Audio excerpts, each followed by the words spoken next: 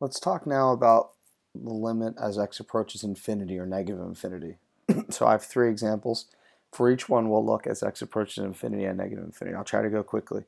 So the basic method for infinity problems is let's just divide everything out by the highest degree in the denominator. So we'll start with an easy one.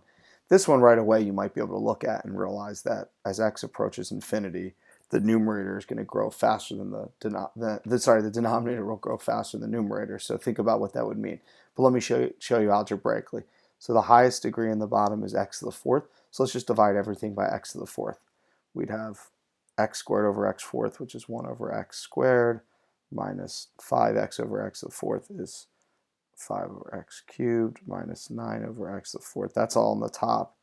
The bottom would be 2, x fourth over x fourth is 1, plus 3 over x, because x cubed divided by x fourth is 1 over x. So again, as x approaches infinity, let's think about what would happen to each of these terms. Anything with an x in the denominator, as it gets really big, is just going to go to 0. So this is 0, 0, 0, all this is 0, and the answer is 0 over 2, which means the limit is equal to 0. And as I said from the beginning, that should have been pretty obvious because the bottom is growing faster than the numerator. What if we change this problem and instead say as x approaches negative infinity? For this problem, it makes no difference because, again, just think of like 2 plus 3 over x.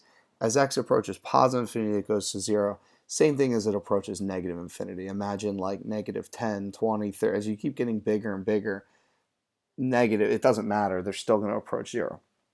Let's look at our next example. This time the numerator is growing faster than the denominator. So this time, but we can do the same thing. It's just we're going to be a little careful this time. So the highest degree on the bottom, the denominator is x cubed. So let's divide everything by x cubed. We'd be left with the limit as x approaches. Again, we'll start with positive infinity. You'd have 4 over x plus x cubed all over 1 over x cubed minus 5. All right, so let's see what happens if we put an infinity here. These both become 0. This, it becomes infinity. So we're left with infinity over negative 5. So the answer would actually be negative infinity. Whereas if we put in negative infinity, I'm just going to redo it really quickly then. If we put in negative infinity instead, the only thing I have to change now would be right here.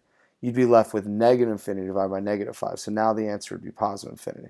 So kind of an interesting problem. But again, same method. We're going to take the largest degree in the denominator, divide everything through. This is the easiest way to do these limits at infinity problems algebraically. Now, graph is totally different. If you're allowed to make a graph, or some of the questions give you a graph, then it's more like how we did limits at the very beginning, where we're just looking at the graph. Let's do one last example. This time, the highest degree in the denominator is x to the fourth. This time, the highest on the numerator is the same, so we'll see what happens. We end up having, this is actually very similar to when you used to find asymptotes. All this is kind of the same idea as when you used to find horizontal asymptotes. So we have, on the top, we just have 2 minus 1 over x squared plus 8 over x cubed. And the bottom, we have negative 5 plus 7 over x to the fourth. All right, so again, let's put in infinity at first. All this goes away because as x gets really large, this all approaches, the denominators all approach infinity. That means all these go to 0. So the answer would be negative 2/5. And what if we put in negative infinity instead? You can see that for this problem, it's not going to make any difference because all three of these things still make 0. So this one, whether the limit approach x to infinity or negative infinity, would be negative 2/5. That's because, like I said, there's a horizontal asymptote here of negative 2/5, so it's going to go both directions.